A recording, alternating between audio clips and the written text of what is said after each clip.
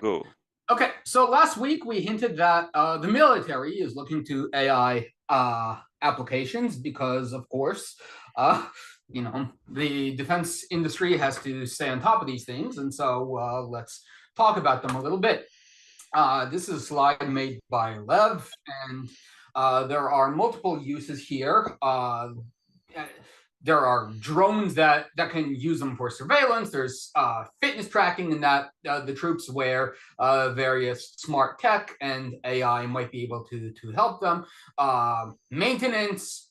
Hey, the your airplane flies a certain amount of hours, and AI will tell you where and how it might need maintenance. Uh, Apparently, there's space tracking applications. I've not heard of that yet. There's weapons delivery, which is called the Valkyrie X-58A. So the Air Force is starting to look into unmanned combat aerial vehicles to accompany its manned fighter aircraft. And then there might be lethal autonomous weapon systems, and research is being done into into AI controlled, ground-based weapons like you see in the lower left-hand corner. So yeah, we're talking about ground-based robots armed with rifles that can be the front line of uh, future wars, and let's hope it doesn't fall into enemy hands. To go into this a bit more, this is the X-62A. It is a modified F-16 fighting Falcon, also known as the F-16 Viper. It is a 50-year-old fighter jet design. However, the twist is that Lockheed Martin is now flying this with an AI pilot. That is, it's loading up an AI program into it and just flying these fighter jets. They're fairly cheap, mass-produced fighter jets, but highly maneuverable fighter jets using an AI pilot. And these are very aggressive programs, as said by the human fighter pilots that had to fly against them in mock dogfights. What we're talking about here, ultimately going forward, is that aircraft these days are reaching the limit of performance, where to the point that the bottleneck is the human being inside the cockpit.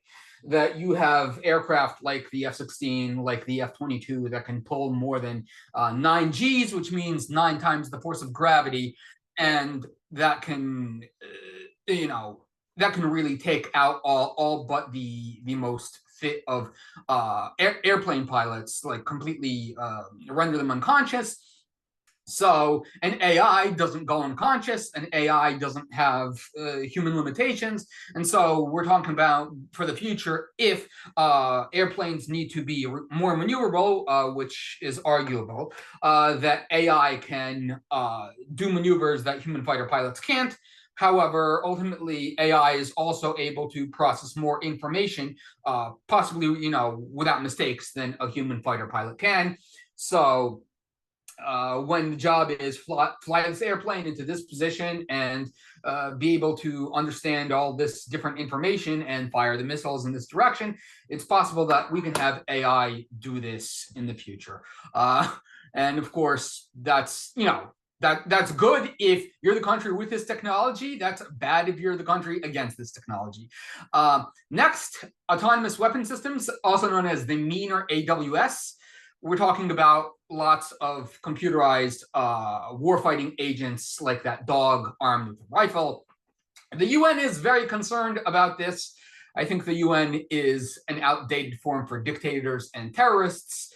But as we see in Ukraine and in Israel, that sometimes you just don't have enough manpower to actually wield all the weapons that you need to, and you don't want to put young flesh and blood soldiers into harm's way. We're talking about young to mid 20-something-year-old soldiers going into harm's way, and if they die or if they get maimed in the line of duty, that's going to have an absolutely horrendous political cost back home. That you're talking about. Oh, you have a news headline that 15 soldiers were killed in a suicide bombing or something.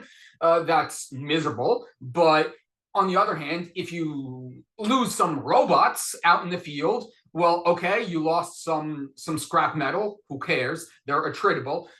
They can be lost, and you can field, you know, thousands of them, and they don't need human logistics. They don't need to eat. They don't need to sleep.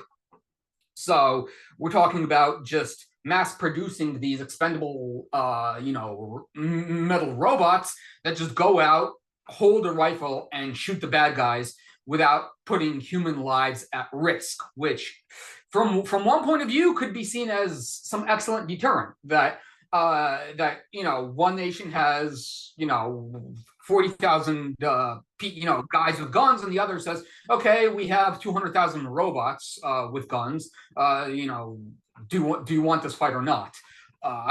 So this would be a complete game changer if this actually got into production and is able to actually be efficiently deployed, because you simply war-fighting nations would simply outproduce other nations that don't have this technology, and the more developed nations with the better economies, they have a better track record on human rights, on economy, on economics, on the reasons people want to live there, and in campaigns against asymmetric warfare, against terrorists, and so on.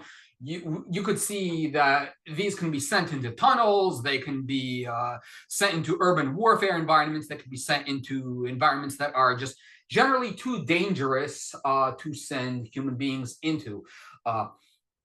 And so, yeah, this is a potentially huge innovation in the form of being able to wage war safely from a certain point of view.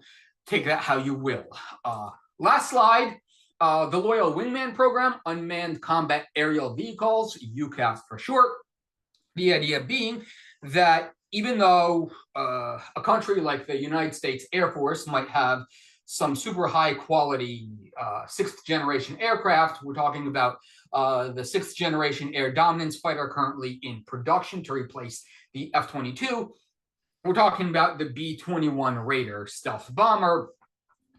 Those things are very expensive on a per unit cost. It takes a long time to train the pilots, and generally, even though you might have great mission planning, at the end of the day, again, we're talking about sending human beings into harm's way on the first day of a kinetic war. So say China tried to invade Taiwan, even if you have something like an F-22 Raptor or a stealth bomber, you still don't want to risk those getting shot down in the first initial exchange of fire in a war. So that's where these sorts of drones come in. They're AI-powered drones, and they form up on the wings of other aircraft, and pilots can essentially command them to say, okay, go out, go forward, and we'll feed you the targeting data and shoot missiles at the enemy aircraft with a much lower radar cross-section than everything but the most stealthiest of stealth planes, because they don't need cockpits, they're much smaller, yada yada.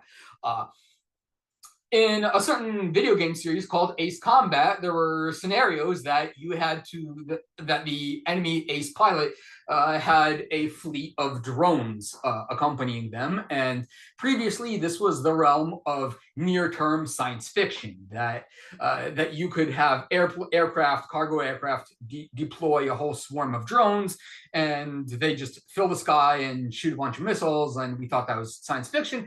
As it turns out, they're getting closer and closer to reality. So luckily, the United States Air Force is the first to the punch with them. Let's hope that they have their military secrets locked away under lock and key, because again, it'd be really dangerous if other nations got this technology. So this is in development. As you can see, there's a picture of the XQ-58A. So unmanned aerial vehicles that carry missiles. So they allow pilots to multiply their weapons load several times over, or maybe they could just be controlled by drone pilots from far, far away. At the end of the day, the central theme is you send in armed automatons that do not have a human pulling the trigger. these things are much more easily attritable. They can be lost with far fewer consequences as opposed to a pilot or a soldier being captured or killed. And this completely would change the face of warfare, hopefully in a good way, in that other people just would not want to go to war because a country like America, like Israel, like some European nations would just send in drones, and there'd be, no victories to really claim. So that is the military applications of AI. Hopefully it results in a more peaceful world. And that's all I have for now. So, Lev, you can stop the recording.